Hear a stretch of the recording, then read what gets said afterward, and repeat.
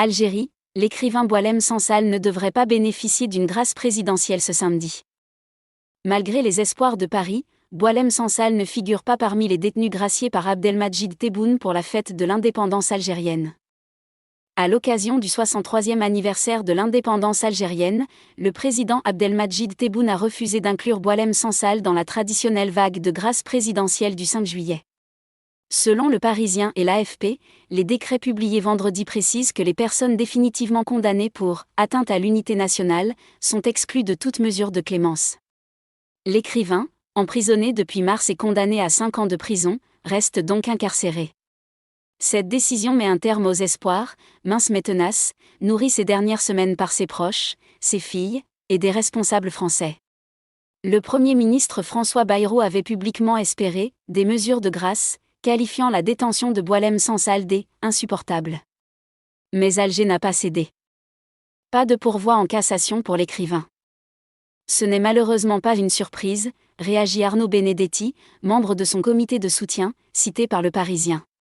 On est déçu et atterré, ajoute Noël Lenoir, présidente du comité. La presse algérienne proche du pouvoir, notamment l'Expression, s'était montrée particulièrement agressive à l'égard de Boualem Sansal dans les jours précédant la décision. Âgé de 80 ans et atteint d'un cancer de la prostate, Boualem Sansal a choisi de ne pas se pourvoir en cassation après la confirmation de sa peine mardi. Ce choix permettait, sur le papier, de rendre possible une grâce présidentielle. Une option toujours envisageable pour raisons médicales, mais dont rien n'indique qu'elle sera utilisée par les autorités.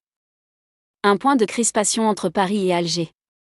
La condamnation de Boualem Sansal repose sur des propos tenus en octobre 2024 dans le média d'extrême droite Frontières, où il affirmait que l'Algérie avait hérité, sous la colonisation française, de territoires appartenant historiquement au Maroc. Des déclarations explosives dans un contexte régional sous tension, et qui ont été interprétées comme une remise en cause de l'intégrité territoriale de l'Algérie. Son cas est devenu un point de crispation majeur entre Alger et Paris, dans un climat déjà dégradé depuis la reconnaissance par la France d'un plan d'autonomie marocain pour le Sahara occidental en juillet 2024. Depuis, les deux capitales se livrent à un bras de fer diplomatique marqué par des expulsions de diplomates et la suspension des coopérations bilatérales.